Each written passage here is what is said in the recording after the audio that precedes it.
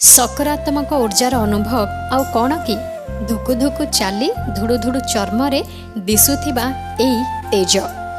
जहांकु देखिला माने आपणक मनरे हस चली आसिबो ताहा ही तो सकारात्मक प्रभाव। आदिवासी अध्युषित मयूरभंज जिला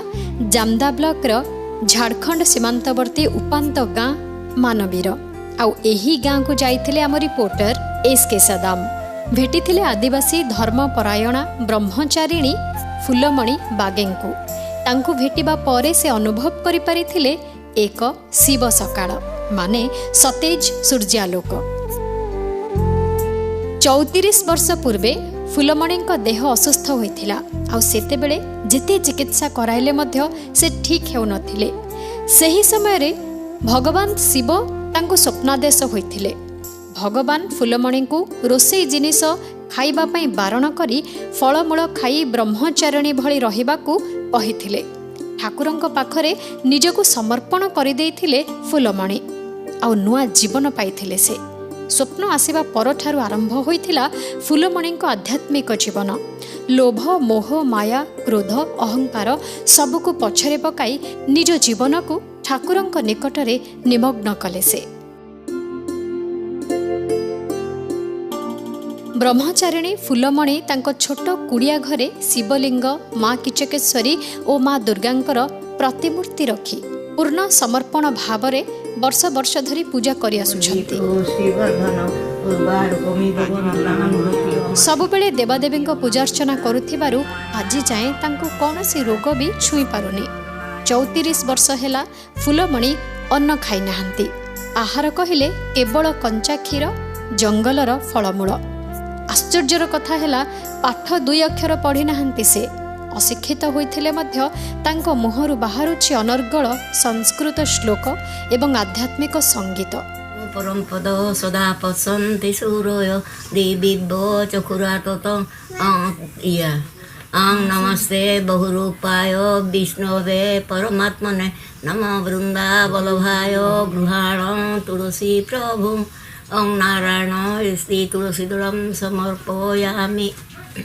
ओं त्र्यंबको यजामहे सुगंधि पुष्टिवर्धनम उर्वारुकोमिव बंधनान् मृतो मृखियो मामृता ओंकाराय त्र्यंबकाय। मोर स्वप्न भल हैला नहीं बेमार देई कर मुई दरांडी हेली गोटा राउरकेला नाई नि दिसला मोर बेमारटा उठिला नहीं आउ सेठनी मके स्वप्न देला जे तू के जा नाई भल हेबे आउ आए सेठ मुई बोली एमती ना के सपन दिन अलुआ जगार कथा सेठ मुई सेठिके नाई घर को आसली से बेले तो घने घने सी स्वप्न देला तू आए ना एठे मुई भल करबी ए महादेव र मुई जान बोली सेठ गली बहुत कष्ट हो महादेव उपास बहुत कष्ट सेठू से कष्टा भी डरली नहीं मर भी नहीं बचबी ये किए जे अमर हो बोली कर गोटे जिद्रे जाइली बाकी ठीक हो गलानी मोर सेठ तो देवी मैंने देखा देखी कर ए अच्छी तुम्हें डाक ना ताको डाका डाकी रे दुनिया देवता भर्ती है नहीं सेठे ताके पाई लगे अच्छी नहीं जीव कौसी बटे की स्वप्न देश लगो महादेव कि स्वप्न यमर मेटिनी जे आगे जो भात भी टिके खाऊली मांस भी टिके खाऊली पछे मुई बोली जे अरे मोर देहरे तो बेमार गला नहीं एटा भी मके इहा करूछि सेटा भी मके इहा करूछि से देखी देखी रही गली रही जाइते आ मुई बोली अरे मोर बेमारटा हटबो नहीं आ सेते बेले 3 दिन ना 4 दिन कहि धत मुई तुमके नहीं पूजा करबी बोली सेते बेले बोली तो आनी बेमारटा नहीं हटुछि नहीं आ तुम फल या निराधार फल खाइबे बोल नहीं बेले तो मोर तो जीवन खाली दूल कर उठिला फल नहीं खा बोलले पछे कि केते दिन के जना बोलुथिली ना बाबा सारी देला मेसिनटा बसई देला मार आउ की खाइबी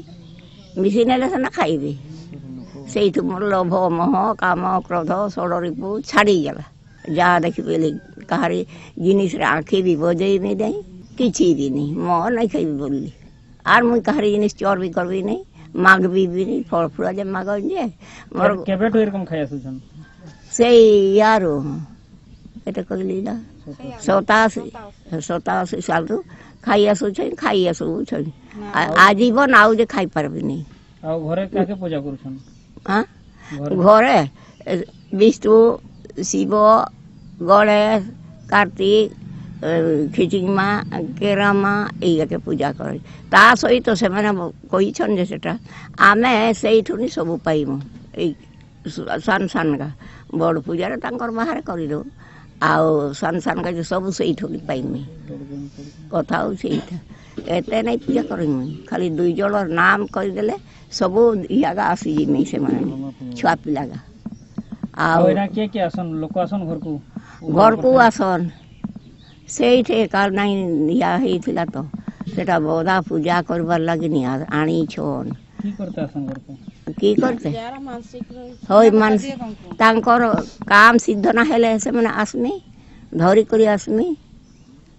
या किए बदा किए हंस किए लुगा जे समस्ते दीथन गामछा हो दे नहीं खाली एमती रे जे नहीं आसमी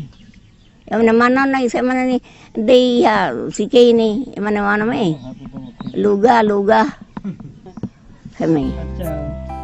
एठी तो लोकंकर विश्वास पूजार्चना परे फुलमणिंकर आशीर्वाद नेले मनस्कामना पूर्ण हो जाउछि तेणु प्रत्येक दिन फुलमणिंक निकटरे श्रद्धालुंक भिड़ भी जमे संतान प्राप्ति हेउ सुख समृद्धि बा चाकरी कौनसी भी जिनिष पई मानसिक रखी सुफल हेउछंती लोके तापरे छुआ पिला नहीं होथिने बेले लोक आड़े सियाड़े कोई नहीं हॉस्पिटल मेडिकल तापरे किसी काम देला नहीं तापरे एठी से आमे सुननु जेहेतु गाँव रे नी तापरे आसनु एठी आउ तापरे गुटे छुआ हैला तापरे इना आमे समस्ते खुशी रे असु बुढ़ी जिते पर्यंत अच्छी ये बुढ़ी नहेले भी समस्ते गाँ साइर मिसिकी पूजा पासाटा सबुदिन रही ये गाँव बुढ़ीर मंदिर गोटे कले ठीक होता सरकार सुविधा देले सेटा ही आमे माने चाहूछु से बुढ़ी तो मरवा अवस्था से ये हो गलानी हेले भल हेबो मंदिरटा तेबे फुलमणि कहीं केउ कालरू एई भंगा ददरा माटी छपर घरे रहुथिबा बेले ग्रामवासी सरकारी घरटिए दाबी करुछंती फुलमणि मध्य चाहुछंती तांको भंगा ददरा मंदिरर रूप बदली जाऊ ठाकुरंक पई भव्य मंदिरटिए निर्माण करि दियंतु सरकार 34 वर्ष हेलानी भात खाएनी केवल फलमूल कंचा जिनिस जहाँ पाइब सेगुड़ा ही खाए थे रोगर पड़ा से रोगर से हठात मुक्ति हो पारा नहीं एमती गोटे स्वप्न हो गला जे